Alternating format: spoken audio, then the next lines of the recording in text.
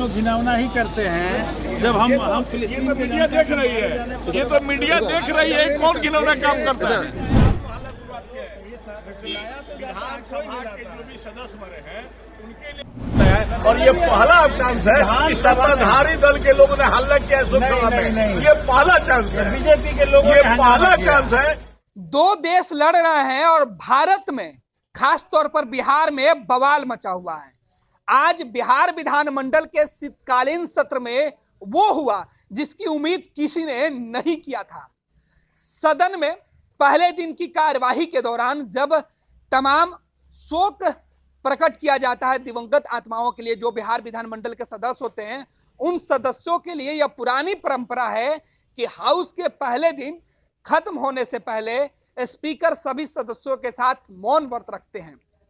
1 minute के इस कार्यक्रम के दौरान सभी सदस्य चुप रहते हैं और दिवंगत आत्माओं की शांति के लिए भगवान से प्रार्थना करते हैं। लेकिन आज जैसे ही स्पीकर खड़े हुए शोक प्रकट करने के लिए, सत्ता और विपक्ष के सदस्य खड़े हुए हैं, इसी बीच सत्ताधारी दल को समर्थन करने वाला वाम दल, सत्ता पक्ष का जो तमाम जो विधायक थे वाम दल के, वो विरोध करने लगे। स्पीकर और तमाम लोग हैरत में पड़ गए कि आखिर हो क्या रहा है। सदन में इस तरीके से कभी कोई तस्वीर निकलकर सामने नहीं आई थी।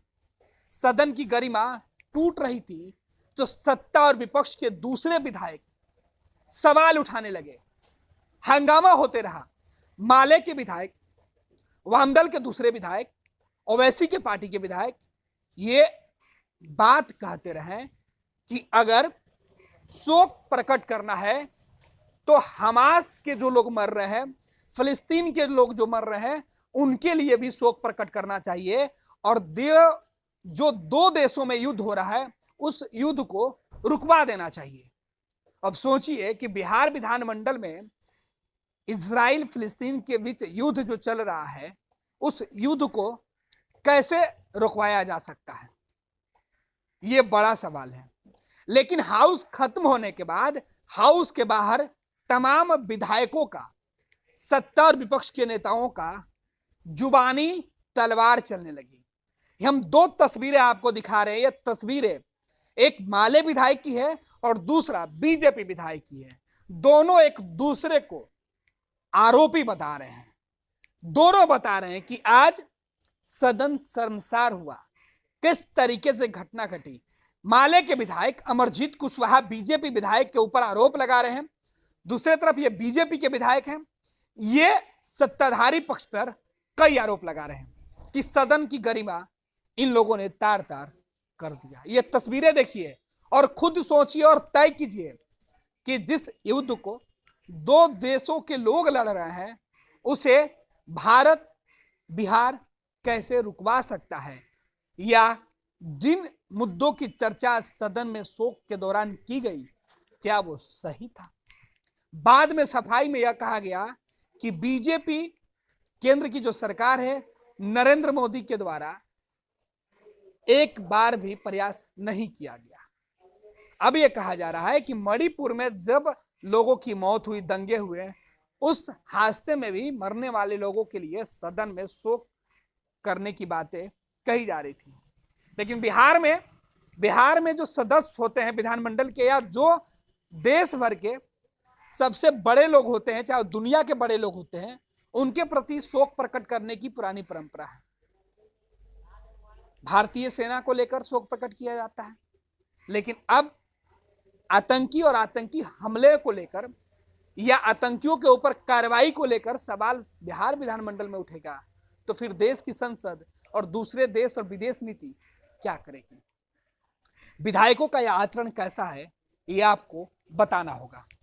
क्या बिहार की सियासत अब हमास जैसे आतंकी संगठन जो वहां पे निर्दोष लोगों की हत्या कर रहे हैं, या जो भी इजराइल के अंदर निर्दोष लोग थे उनके साथ जो बदसलूकी करने वाले लोग थे, उनके रहनुमा बनने वाले लोगों पर यह बड़ा सवाल है।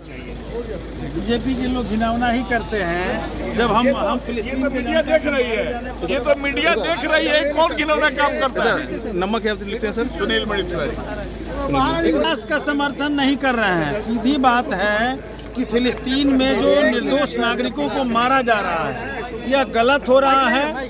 और आपको याद होगा कि भारतीय जनता पार्टी के बहुत बड़े नेता, देश के माननीय पूर्व प्रधानमंत्री अटल बिहारी वाजपेयी जी जब एक समय में विदेश मंत्री थे तो उन्होंने फिलिस्तीन का समर्थन किया था, इजराइल के हमले का विरोध किया था। भारत में कांग्रेस की सरकार विधानसभा के जो भी सदस्य मरे हैं उनके लिए और ये पहला चांस है कि सत्ताधारी दल के लोगों ने हल्ला किया लोकसभा में। ये पहला चांस है बीजेपी के लोगों ये पहला चांस है कि सत्ताधारी वाले लोग लोकसभा में विधानसभा के अंतर्गत हल्ला किए हैं। ऐसा घिनौना काम नहीं होना चाहिए। बीजेपी के लोग घिनौना ही करते हैं।